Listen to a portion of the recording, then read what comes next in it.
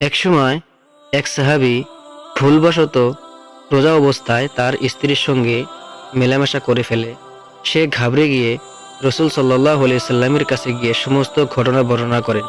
তারপর রসুল্লাহ সাল্লাল্লাহু আলাইহি সাল্লাম বলেন, আচ্ছা বলো তো, তোমার কাছে কি কোনো গোলাম আছে যেটাকে তুমি আজাদ করলে তোমার কাফারা আদায় হয়ে যাবে?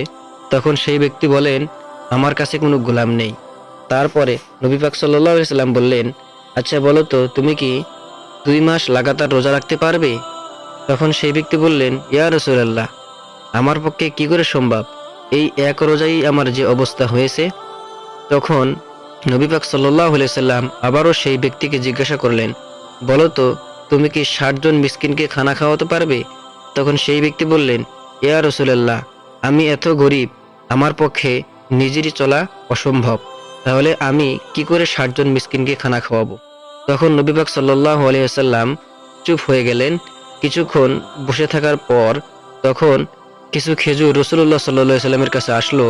তারপরে সেই ব্যক্তিকে ডেকে বললেন, তুমি এই খেজুরগুলো নিয়ে গরিব মানুষের মধ্যে বন্টন করে দাও। তখন সেই ব্যক্তি বললেন, ইয়া রাসূলুল্লাহ, আমার মনে হয় আমার থেকে গরিব এই মক্কা শহরে আর কেউ নেই। তখন রাসূলুল্লাহ সাল্লাল্লাহু আলাইহি সাল্লাম মুচকি হাসি দিয়ে বললেন, যাও, এই খেজুরগুলো নিয়ে তুমি তোমার পরিবারকে খাওয়াও আর নিজে খাও, এটা তোমার তরফ থেকে কাফারা আদায় হয়ে যাবে। তো আল্লাহ রাব্বুল আলামিন সেই ব্যক্তির তওবা কবুল করলেন এবং কি তার রিজিকও হয়ে গেল।